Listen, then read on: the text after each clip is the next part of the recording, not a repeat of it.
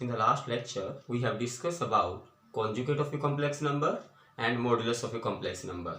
And today, we will discuss about square root of a complex number z. कि एक complex number z उसका square root हम कैसे find out करेंगे। मान लीजिए मेरे पास कॉम्प्लेक्स नंबर z है a प्लस आयोटा बी और हमें इसका स्क्वायर रूट निकालना है। तो हम ये कह रहे हैं कि जो स्क्वायर रूट है a प्लस आयोटा बी का वो भी क्या होगा, एक कॉम्प्लेक्स नंबर होगा। The square root of the complex number a plus iota b is any another complex number. Let this is equals to x। अगर यहाँ प्लस का साइन है तो प्लस यूज कर लीजिए आप, और माइनस का साइन है तो यहाँ माइनस यूज कर लीजिएगा। x plus iota y and plus minus है। क्लियर। और अगर आपको कहा जाए कि you have to find out the square root of any complex number, और आपका यहाँ पर इमेजिनरी पार्ट जो b है, अगर यहाँ पर आपने क्या मानना है कि आपका जो इमेजिनरी पार्ट है कॉम्प्लेक्स नंबर का वो क्या है, ग्रेटर देन 0 है, एक पॉजिटिव वैल्यू है, तो आप इसको x प्लस आयोटा y मान लीजिएगा। और if the imaginary part of the complex number z is less than 0, तो आप क्या करिए, यानी कि अगर आपका यानी कि ये जो फॉर्म है ये कुछ इस तरह से है a माइनस आयोटा b, या a और आयो मैं कह रहा हूँ कि अगर b हमारा क्या हो, नेगेटिव नंबर हो जाए, तो आप क्या कीजिएगा, इसको आप x माइनस आयोटा y मान लीजिएगा। ओके। और फिर हम इसे आगे सिंप्लीफाई करेंगे। कैसे सिंप्लीफाई करेंगे? By squaring on both side, then we will simplify this expression and find the value of x and y। वो हम देखते हैं कैसे हमें करना है। क्लियर। फॉर एग्जांपल मुझे मान लीजिए स्क्वायर रूट निकालना है। फाइंड क्वेश्चन मान लीजिए क्या है, find the square root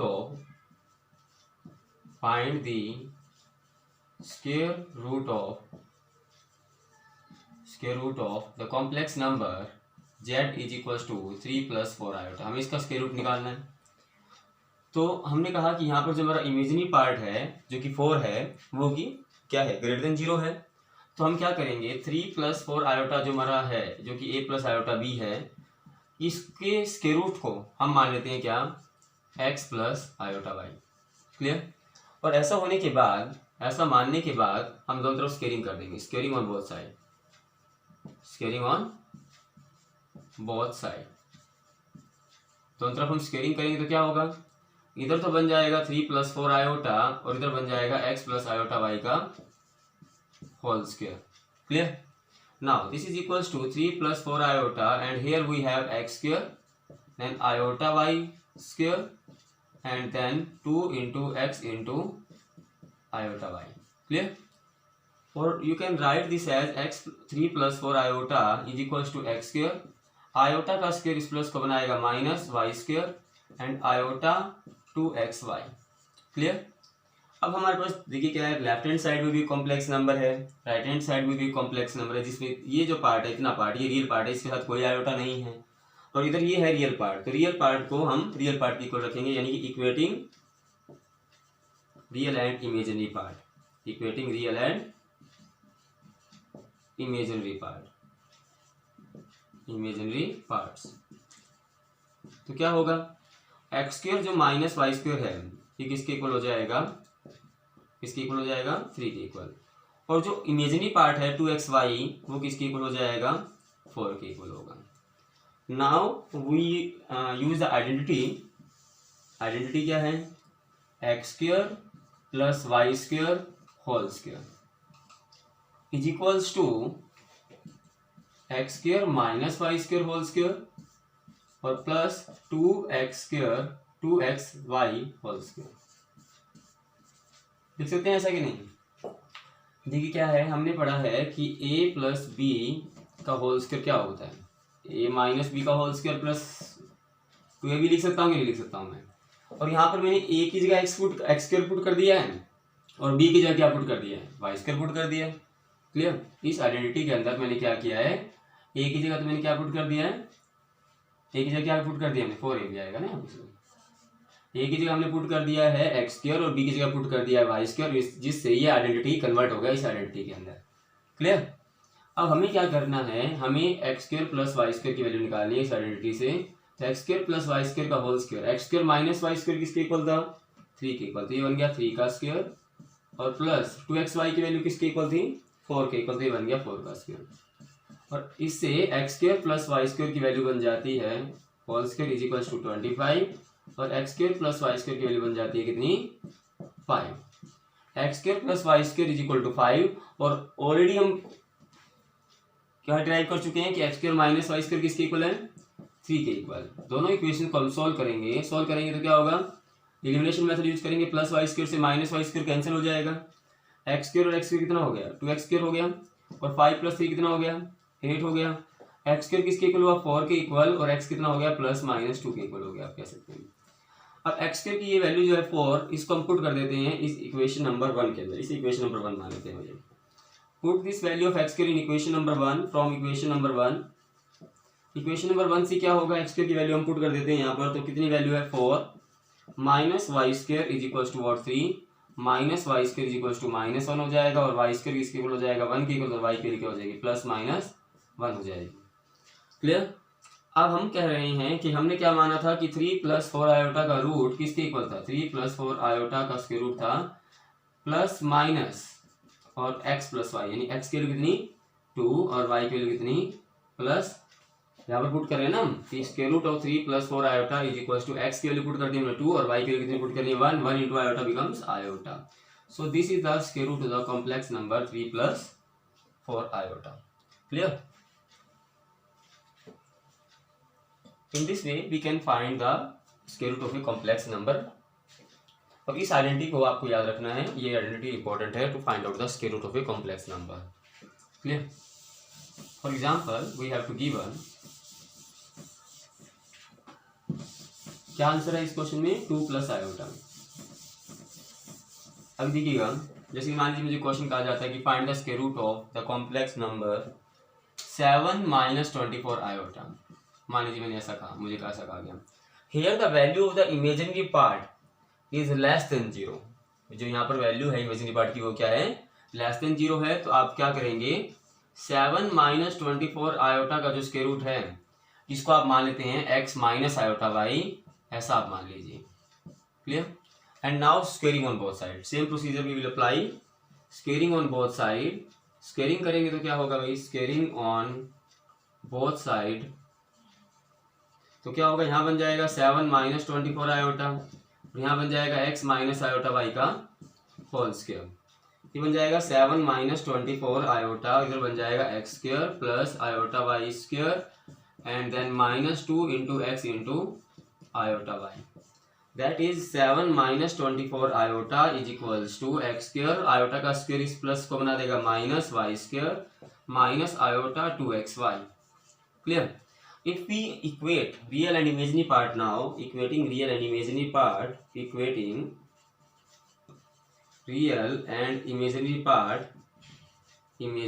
parts,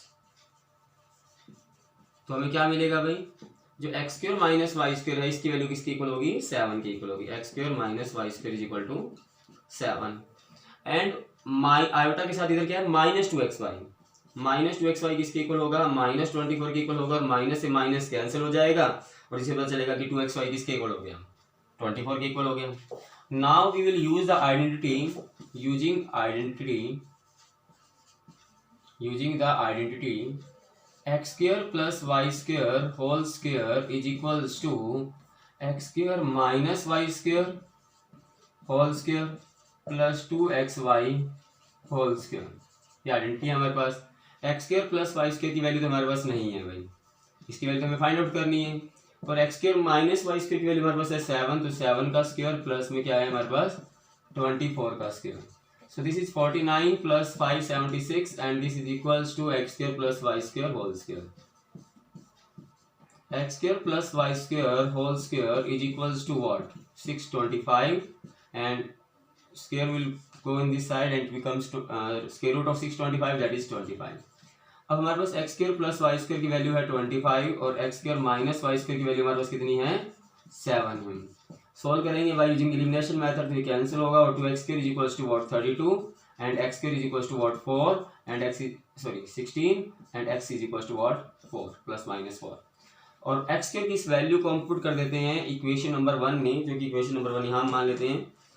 तो फ्रॉम इक्वेशन नंबर 1 से क्या होगा भाई, इक्वेशन नंबर 1 में क्या होगा, x स्क्वायर की वैल्यू पुट करेंगे जो कि कितनी है 16 है, x स्क्वायर की value not the value of x की वैल्यू 4 का स्क्वायर बन जाएगा 16 minus y square is equal to 7 और minus y square is equal to what -9 रह जाएगा और y की वैल्यू हो जाएगी +-3 means the square root of 7 minus 24 iota is equals to what plus minus x की वैल्यू हम कितनी लेंगे, कितनी हमने x की वैल्यू 4 और -3 iota। So this is the square root of the complex number 7 minus 24 iota that is equals to 4 minus 3 iota. Clear? In this way we can find the square root of any complex number z is equals to a plus iota b. Clear? Now अब हमारे पास एक shortcut trick है जिसकी help से हम क्या कर सकते हैं, इसी स्क्वायर रूट को ड्राइव कर सकते हैं, फाइंड आउट कर सकते हैं। हम कह रहे हैं कि if the complex number z is equal to a plus iota b and its imaginary part is greater than 0, अगर imaginary part of z greater than 0 होगा तो इस केस में स्क्वायर रूट ऑफ z किसके इक्वल होगा भाई, in the case the square root of z is equals to plus minus, then we have 1/2 in the bracket we have modulus of z plus real part of z, कल हमने modulus निकालना सीखा था ना, and the square root of this then plus iota and here we have 1/2 and modulus of z minus real part of z and this is the shortcut trick to find out the square root of any complex number z is equals to a plus iota b where b is greater than 0, that is imaginary part is greater than 0, and if the imaginary part is less than 0 then we have square root of z is equals to plus minus, then we have 1/2 modulus of z plus real part of z and square root of this minus iota square root over 1/2 modulus of z minus real part of z and this is the formula. Clear? By using these shortcut tricks we can also find out the square root of any complex number z that is equals to a plus iota b. For example जैसे कि अभी हमने क्या किया था, हमने value निकाली थी square root of 3 plus 4 iota की, और हमने जब फाइंड आउट किया था तो square root of 3 plus 4 iota किसके इक्वल आया था। हम इसको निकालते हैं, दोबारा देखते हैं हमारा आंसर मैच करता है कि नहीं करता। Here the real part of z is 3, और अगर हम बात करें मॉडुलस की, modulus of z is what, real part of z is 3 का स्क्वायर, इमेजिनरी पार्ट कितना है z का 4 का square and root over this that is 25 root over this that is equal to 5। तो रियल पार्ट ऑफ z हमें पता चल गया है, मॉडुलस ऑफ z पता चल गया है। मॉडुलस ऑफ z का फॉर्मूला क्या था कि जो रियल पार्ट है उसका आप स्क्वायर कर दीजिए प्लस इमेजिनरी पार्ट की जो वैल्यू है उसका स्क्वायर कर दीजिए और उसका रूट कर दीजिए, तो आपको मिल जाएगा क्या, modulus of that complex number. Clear?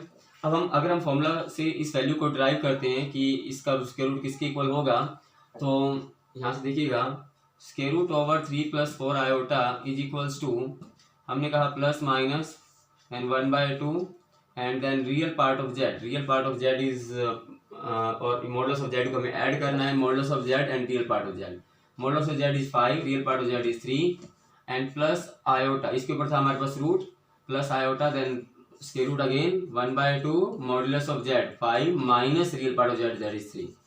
Clear? और ये हमारे पास फॉर्मूला था किसको फाइंड आउट करने के लिए, इसका स्क्वायर रूट फाइंड आउट करने के लिए। तो हमने कहा this is equals two plus minus, फिर क्या हुआ 1/2 into 5 plus becomes 8, 1/2 into 8 becomes 4 यानी 4 का स्क्वायर रूट और प्लस आयोटा, और यहाँ पर बन जाएगा 5 माइनस 3 बिकम्स 2, 2 को 2 से डिवाइड करेंगे 1 का स्क्वायर रूट। क्लियर? तो ये बन जाएगा प्लस माइनस 4 का स्क्वायर रूट हो गया 2 और 1 का स्क्वायर रूट हो गया कितना 1 और 1 into iota becomes iota. So this is the square root of the complex number z is equals to 3 plus 4 iota, और यही हमने निकाला था। क्लियर? तो in this way we can find out the square root of any complex number z is equals to a plus iota b and by seeing that imaginary part is greater than 0 और less than 0।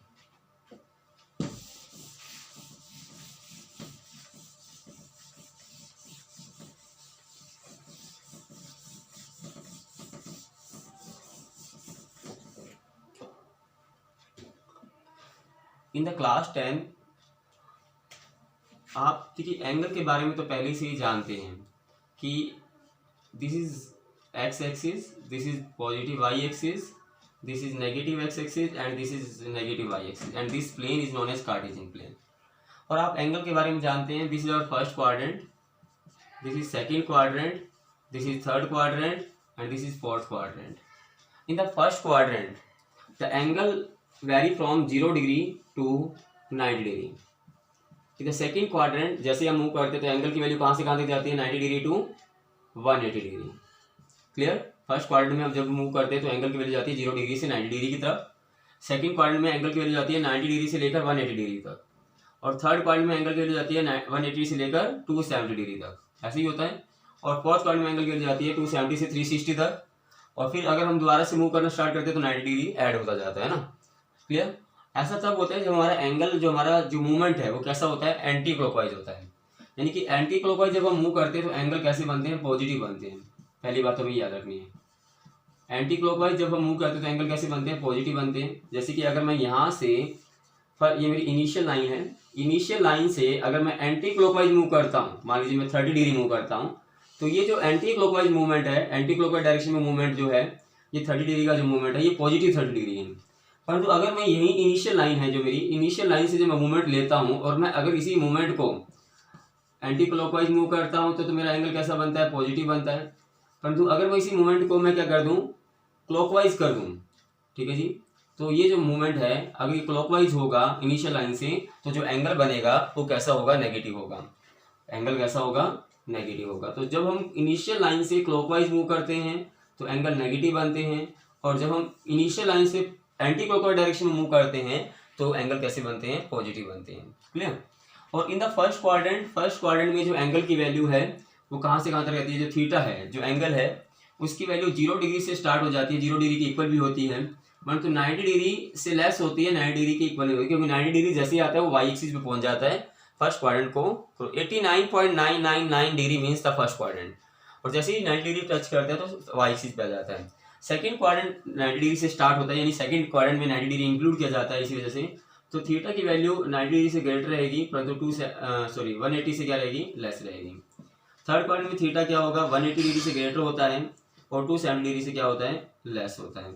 और fourth quadrant में theta की value 270 degree से क्या होगी, greater और इसके equal होगी, परंतु क्या होगी, 360 से क्या होगी, लेस होगी। क्लियर।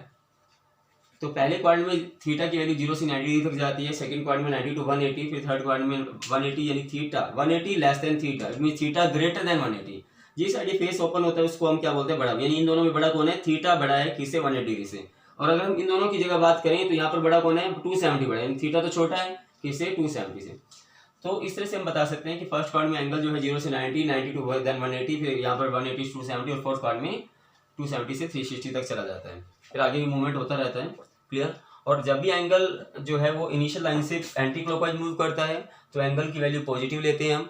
क्लियर। थीटा पॉजिटिव रहता है उस केस में। और जब हम इनिशियल लाइन से, इनिशियल पोजीशन से एंड क्लॉकवाइज डायरेक्शन में मूव करते हैं तो जो एंगल की वैल्यू होती है वो कैसी हो जाती है, नेगेटिव हो जाती है। ये बातें हमें याद रखनी है। क्लियर।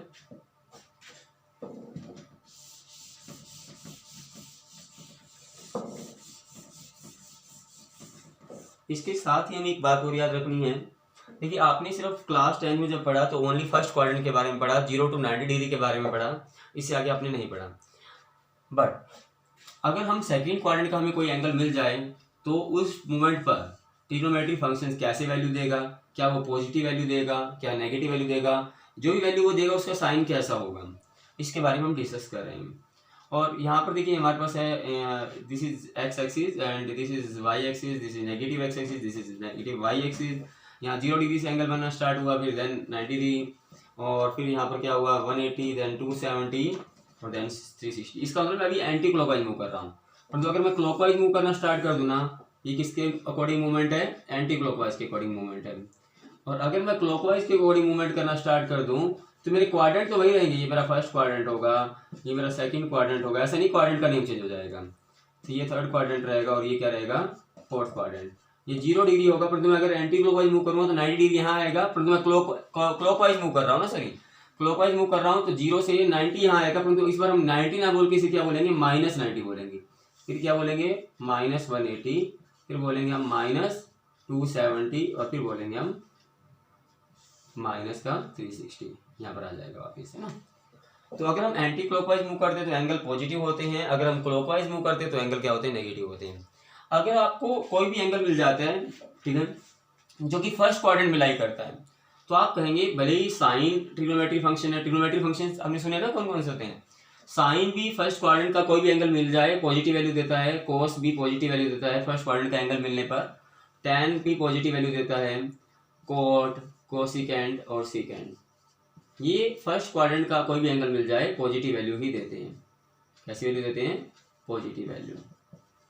फर्स्ट क्वाड्रेंट का कोई भी एंगल अगर ये मिल जाए तो सभी ट्रिग्नोमेट्री फंक्शंस पॉजिटिव वैल्यू ही देते हैं।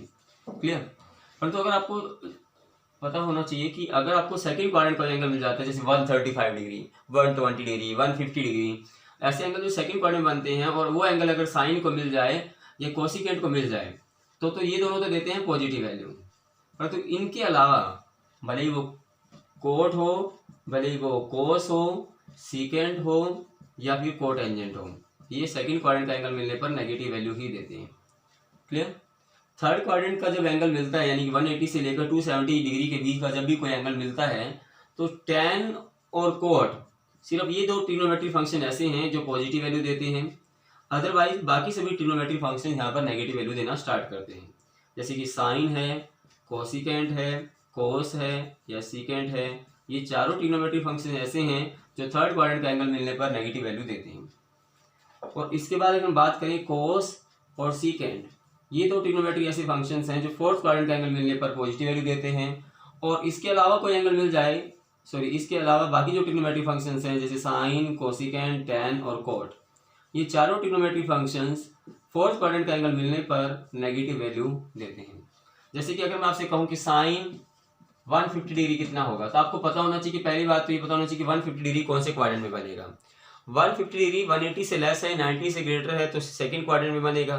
और सेकंड क्वाड्रेंट में साइन कैसी वैल्यू देता है, पॉजिटिव वैल्यू। तो आपसे अगर पूछा जाए इसकी वैल्यू कैसी होगी, पॉजिटिव होगी।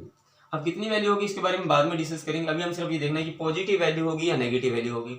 जैसे कि अगर मैं बात कर लूँ कि कोस 150 डिग्री की वैल्यू कैसी होगी, तो आप कहेंगे सेकंड क्वाड्रेंट में कोस कैसी वैल्यू देता है, अभी नेगेटिव वैल्यू, तो इसकी वैल्यू क्या होगी, नेगेटिव होगी। क्लियर। इसका रिवर्स भी हम कर सकते हैं। मान लो मैं आपको कह दूं कि मेरे पास ऐसा ट्रिग्नोमेट्री फंक्शन, ऐसा कौन सा क्वाड्रेंट होगा जिसमें साइन तो दे रहा हो पॉजिटिव वैल्यू और कोस दे रहा हो नेगेटिव वैल्यू। ठीक है जी। तो साइन, ऐसा कौन सा क्वाड्रेंट है जिसमें साइन पॉजिटिव वैल्यू दे रहा है और कोस नेगेटिव वैल्यू दे रहा है। तो साइन यहाँ पॉजिटिव दे रहा है और कोस क्या दे रहा है यहाँ पर, नेगेटिव। क्या ऐसा कोई और कोई क्वाड्रेंट है जिसमें साइन और कोस, साइन पॉजिटिव और कोस नेगेटिव दोनों एक सेम टाइम पर ऐसा हो रहा हो।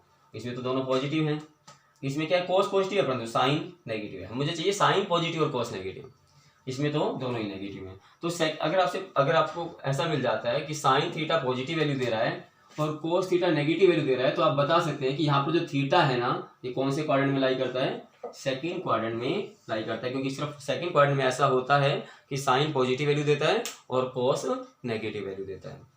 क्लियर। इसके बाद हम डिस्कस करेंगे कि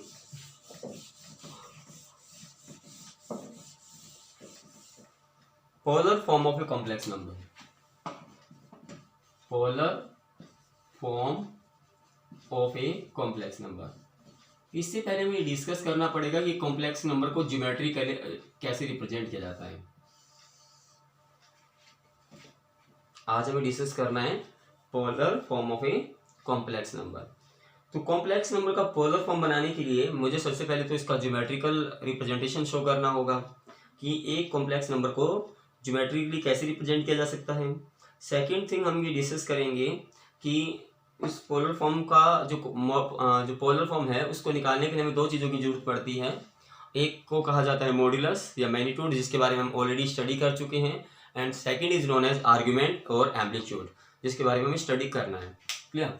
तो सबसे पहले हम इसका ज्योमेट्रिकल रिप्रेजेंटेशन देखते हैं।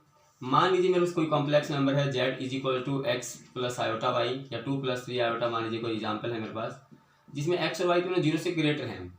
एक्स और वाई क्या है, मान लेता हूँ कि एक्स और वाई दोनों क्या है, 0 से ग्रेटर हैं। यानी कि बात फर्स्ट क्वाड्रेंट की चल रही है।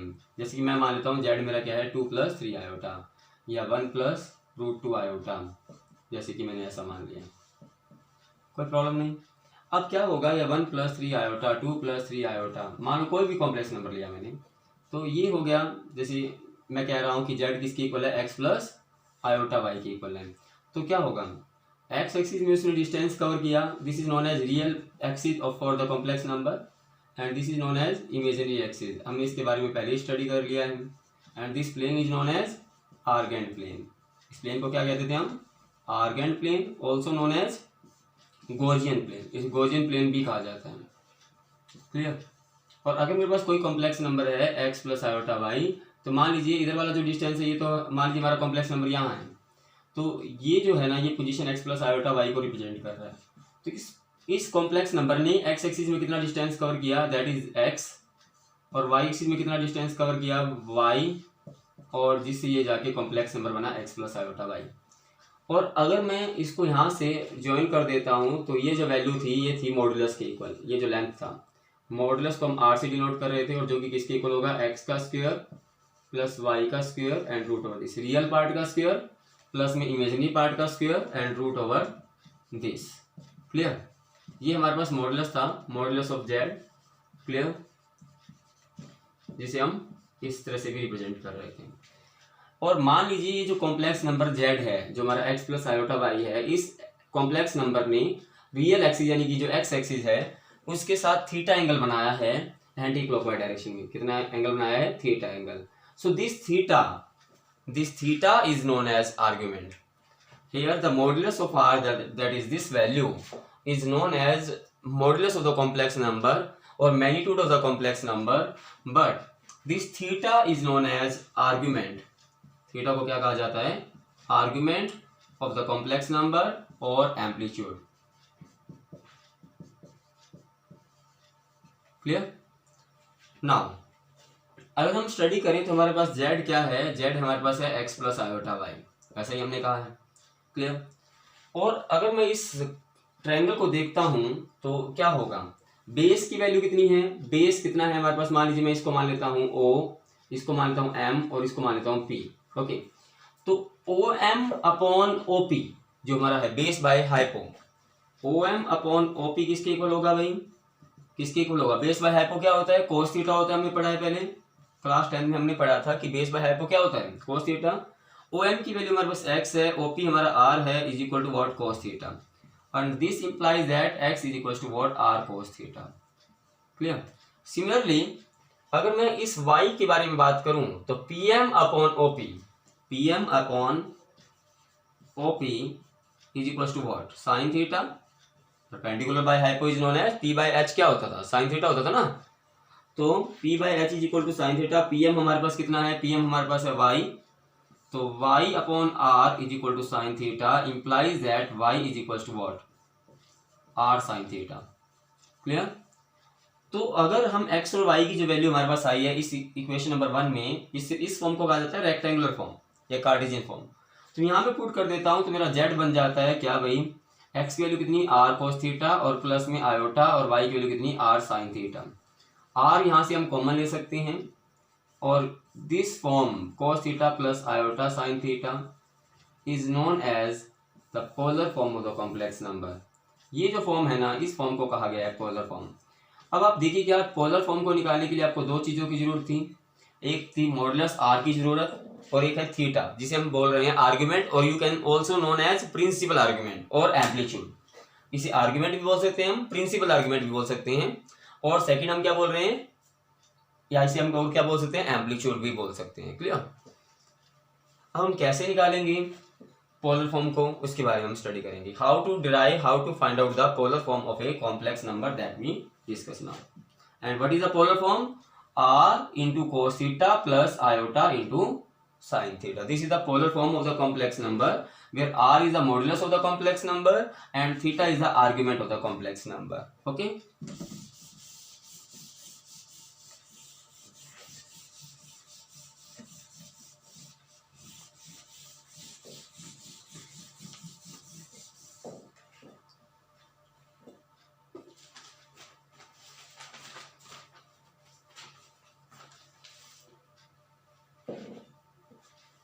For example, we have z is equals to √3 plus iota और माइनस लगा दीजिए आप। ये हमारा क्वेश्चन है। इसको हमें किस फॉर्म में कन्वर्ट करना है? पोलर फॉर्म में कन्वर्ट करना है। क्लियर? अब हमारे पास देखिएगा जो रियल पार्ट है, ये जो रियल पार्ट है वो कितना है? The real part of Z is -√3 और रियल पार्ट जो होगा, जो हमारा एक्स था, रियल पार्ट था, वो किसके इक्वल था? आर कोस थीटा के इक्वल था। यानी कि real part of the complex number is always r cos theta. R cos theta किसके इक्वल हो गया हमारे पास? -√3। सबसे पहले तो आप ऐसा लिखेंगे। और जो इमेजिनरी पार्ट है, इमेजिनरी पार्ट कितना है यहाँ पर? आयोटा के साथ कितना लिखा हुआ है? 1। इमेजिनरी पार्ट की वैल्यू कितनी है? आयोटा तो ये रिप्रेजेंट कर रहा है कि ये पार्ट इमेजिनरी पार्ट है, परंतु आयोटा के साथ लिखा क्या हुआ है? 1 लिखा हुआ है। तो इस 1 को हम पुट करेंगे r sin थीटा के इक्वल, जो हमारा y है, x प्लस आयोटा y कितना हमारा? r sin थीटा के इक्वल था। क्लियर? और इस इक्वेशन को हम इक्वेशन नंबर 1 मान लेते हैं और इस इक्वेशन को equation number 2। Okay, now squaring and adding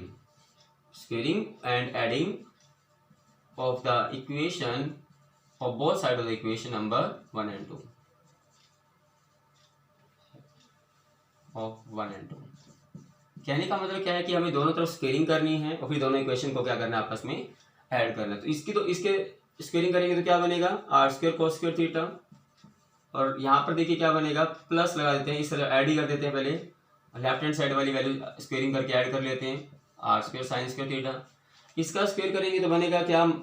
3 का स्क्वायर करेंगे 3 और माइनस का स्क्वायर प्लस हो जाएगा, 1 का स्क्वायर 1 बन जाएगा। r² इन दोनों से कॉमन आ जाएगा, रह जाएगा हमारे पास cos theta plus sin² theta, और इधर क्या बन जाएगा? 4 बन जाएगा।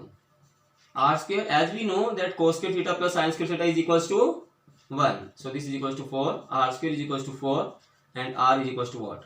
2। So this is the modulus of the complex number here r is equal to 2। r की वैल्यू हमारे पास आ गई है, कितनी है भाई? 2 है। r की वैल्यू, मॉडुलस की वैल्यू कितनी है? 2 है। और ये जो r की वैल्यू है हम पुट कर देते हैं इक्वेशन 1 में भी और 2 में भी। नाउ फ्रॉम 1 and 2 अगर हम 1 और 2 का यूज करें तो हमें पता चला कि r की वैल्यू कितनी है? 2। तो 2 cos थीटा किसके इक्वल हो गया भाई? -√3 के इक्वल। और cos थीटा किसके इक्वल हो गया भाई? -√3/2 के इक्वल। और अगर यहाँ से हम देखा जाए तो साइन थीटा किसके इक्वल हो गया भाई? साइन थीटा हो गया हमारे पास कितना? 1/2 के इक्वल। अब हमें देखिए क्या करना है, एक ऐसा क्वाड्रेंट ढूंढना है जहां पर कोस तो नेगेटिव वैल्यू दे रहा हो और साइन कैसी वैल्यू दे रहा हो? पॉजिटिव। अब ऐसा कौन सा क्वाड्रेंट था जहां पर कोस नेगेटिव और साइन पॉजिटिव था? सेकंड क्वाड्रेंट में साइन क्या होता है? पॉजिटिव वैल्यू देता है, और कोस सेकंड क्वाड्रेंट में कैसी वैल्यू देता है? नेगेटिव। यानी बात कौन से क्वाड्रेंट की चल रही है? सेकंड क्वाड्रेंट की चल रही है। तो सबसे पहले आपको क्वाड्रेंट को पहचानना है कि थीटा कौन सी क्वाड्रेंट में लाई करता है। तो आपने कहा कि theta lies in second quadrant, theta lies in second quadrant. सबसे पहले आपको क्वाड्रेंट को पहचानना है कि थीटा कौन से क्वाड्रेंट में लाई करता है। आप यहाँ से भी देख सकते हैं कि आपकी जो एक्स की वैल्यू नेगेटिव थी और वाई की वैल्यू क्या थी? पॉजिटिव। एक्स नेगेटिव और वाई पॉजिटिव कौन से क्वाड्रेंट में होता है? यहाँ पर क्या होता है? एक्स नेगेटिव होता है, वाई क्या होता है? पॉजिटिव होता है। क्लियर? तो आप यहाँ से भी देख सकते थे कि एक्स नेगेटिव और वाई पॉजिटिव कौन से क्वाड्रेंट में होता है? तो ऐसा सेकंड क्वाड्रेंट में होता है। अगर देखिए क्या है, अगर बात फर्स्ट क्वाड्रेंट की चल रही है, अब देखिए क्या होगा? Theta lies in which quadrant? First quadrant, sorry second quadrant. यहाँ पर थीटा कौन से क्वाड्रेंट में लाई करता है? सेकंड क्वाड्रेंट में लाई करता है। अब आपको देखना है कि कोस की टेबल में √3/2 कितने एंगल पर आता है? कोस की टेबल में √3/2 कितने एंगल पर आता है भाई? 30 डिग्री पे आता है। और साइन की टेबल में 1/2 भी कितने डिग्री पे आता है? 30 डिग्री पे आता है। यानी कि कितनी डिग्री पे आता है? 30 डिग्री पे। साइन की टेबल में 1/2 कितने डिग्री पे आता है? 30 डिग्री पे आता है। और कोस की टेबल में √3/2 भी कितने पे आता है? 30 डिग्री पे आता है। पॉजिटिव और नेगेटिव साइन अभी आपको नहीं देखना है, आपको सिर्फ देखना है कि √3/2 कोस की टेबल में कितने डिग्री पे मिलता है? 30 डिग्री पे मिलता है। साइन की टेबल में 1/2 कितने डिग्री पे मिलता है? 30 डिग्री पे मिलता है। और बात चल रही है सेकंड क्वाड्रेंट की। अगर बात फर्स्ट क्वाड्रेंट की चलेगी तो आपका जो वैल्यू है, जिस एंगल पे आपको ये वैल्यू मिल रही होगी, वो थीटा कहलाएगी। परंतु अगर बात सेकंड क्वाड्रेंट की चल रही है तो थीटा जो होगा ना, वो किसके इक्वल होगा? पाई माइनस और जिस एंगल पे ये वैल्यू मिल रही होगी हमें, ठीक है, इस एंगल को हम क्या बोल देते हैं? जो थीटा होगा इसको हम क्या बोल देंगे? जितने एंगल पे हमें वैल्यू मिल रही है, pi minus the angle from where the value is obtain. Clear. और इस यहाँ पर क्या होगा, एंगल माइनस पाई हो जाएगा, एंगल माइनस पाई। एंगल को हम एक बार अल्फा लिख देते हैं कि जो एंगल है जिस पर हमें ये वैल्यू मिल रही होंगी उस एंगल को हम क्या बोलते हैं, अल्फा। यानी कि इस केस में बन जाएगा पाई माइनस अल्फा, यहाँ बन जाएगा अल्फा माइनस पाई। और अगर बात फोर्थ क्वाड्रेंट की चल रही होगी तो जो हमारा थीटा है एक्चुअल में माइनस थीटा बन जाएगा, माइनस ऑफ एंगल बन जाएगा। एंगल का मतलब जिस एंगल पे हमें ये वैल्यू मिलेंगी दोनों, क्लियर। तो हम कह रहे हैं कि बात सेकंड क्वाड्रेंट की चल रही है और एंगल क्या है, यहाँ पर एंगल है 30 डिग्री, जहां पर हमें 1/2 और √3/2 मिल रहा था। तो इस केस में जो हमारा प्रिंसिपल आर्ग्यूमेंट होगा वो किसके इक्वल होगा, सेकंड क्वाड्रेंट में क्या होता है, पाई माइनस 30 डिग्री। अब देखिए 30 degree is the angle in degrees, और पाई की फॉर्म में जब एंगल को लिखा जाता है तो एंगल कहलाता है रेडियन में। किस में कहलाता है, रेडियन में, क्लियर। पाई का मतलब यहाँ पर क्या है, pi is angle in radian. Angle को मेजर करने के दो यूनिट्स होते हैं, angle is measure by 2 ways, one is in degree और सेकंड होता है रेडियन में। कैसे कन्वर्ट किया जाता है, रेडियन में। और मान लीजिए जैसे मेरे पास 30 डिग्री है तो उसको आपको रेडियन में कन्वर्ट करना है तो आप एक काम कीजिएगा, उसको पाई अपॉन 180 से मल्टीप्लाई कर दीजिए। और पाई की वैल्यू आपको पुट नहीं करनी है, पाई की वैल्यू पुट नहीं करनी है, यानी कि रेडियन में जो एंगल बनेगा ये पाई/6 बनेगा। बस इस तरह से थोड़ा सा याद रख लीजिए। अभी के लिए क्या याद रखना है कि सबसे पहले तो आपने देखा कि आपका r कितना आया, 2 आया।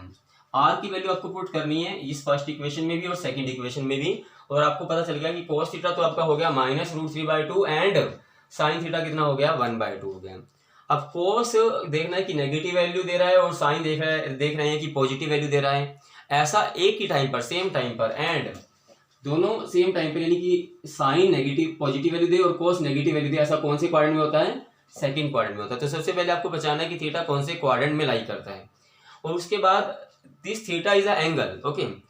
नाउ इसके बाद आपको निकालना है कि आपकी एक्चुअल थीटा की वैल्यू कितनी है। तो अगर आपका जो एंगल है जिस पर आपको ये वैल्यू मिल रही है दोनों, अगर वो एंगल फर्स्ट क्वाड्रेंट में लाई करता है तो थीटा उस एंगल के इक्वल ही होगा, उसी एंगल के इक्वल होगा जिस एंगल पे आपको वैल्यू मिल रही है। और अगर बात सेकंड क्वाड्रेंट की चल रही है तो आप क्या करेंगे, theta is equals to pi minus the angle at which the values are found, at which the values are obtain, okay. और अगर बात थर्ड क्वाड्रेंट की चलेगी तो हम इसे लिखेंगे एंगल माइनस पाई थीटा को, और फोर्थ क्वाड्रेंट में इसे लिखेंगे माइनस ऑफ एंगल थीटा को। तो हमने कहा अब बात हो रही थी 30 डिग्री की, तो यानी कि थीटा क्या था, 30 minus theta is equal to what, pi minus 30 degree. अब देखिए क्या कह रहा हूं मैं, अगर एंगल 30 डिग्री में है तो आप क्या कीजिएगा, आप इसको पाई की फॉर्म में कन्वर्ट कर सकते हैं। इस डिग्री को कैसे कन्वर्ट कर सकते हैं, इसे पाई इंटू 180 से मल्टीप्लाई कर दीजिएगा। बस एक सेकंड के लिए आप इसे याद रख लीजिए। जब आपने ऐसा कीजिए, पाई की वैल्यू आपको पुट करनी नहीं है और ये बन जाएगा पाई/6। थीटा की वैल्यू हो गई पाई माइनस पाई/6, यानी कि कितना हो गया, एलसीएम लेंगे, सोल्व करेंगे ना आप, तो यहाँ बन जाएगा 6 pi minus 1 pi that is 5 पाई/6। तो ये आपका एंगल है, ये आपका प्रिंसिपल आर्ग्यूमेंट है, ये आपका आर्ग्यूमेंट है, ये आपका एम्पलीट्यूड है। तो आपका पोलर फॉर्म क्या बनेगा अभी, तो अब पोलर फॉर्म क्या बन जाएगी, यहाँ थोड़ा सीधा लिख देते हैं। पोलर फॉर्म हमारे पास बन जाएगी z इज इक्वल टू क्या था, r into cos theta plus iota sine theta, यही था ना हमारे पास पोलर फॉर्म। r तो आया हमारे पास 2, कोस थीटा की वैल्यू कितनी बन गई हमारे पास 5 पाई/6 प्लस आयोटा साइन 5 पाई/6, ये है हमारे पास पोलर फॉर्म, क्लियर। बस थोड़ा सा यहाँ पर आपको कंफ्यूजन ना हो कि आपको 30 डिग्री को पाई की फॉर्म में कन्वर्ट करना है तो आप इसे पाई/180 से ही हर बार मल्टीप्लाई करेंगे, क्लियर।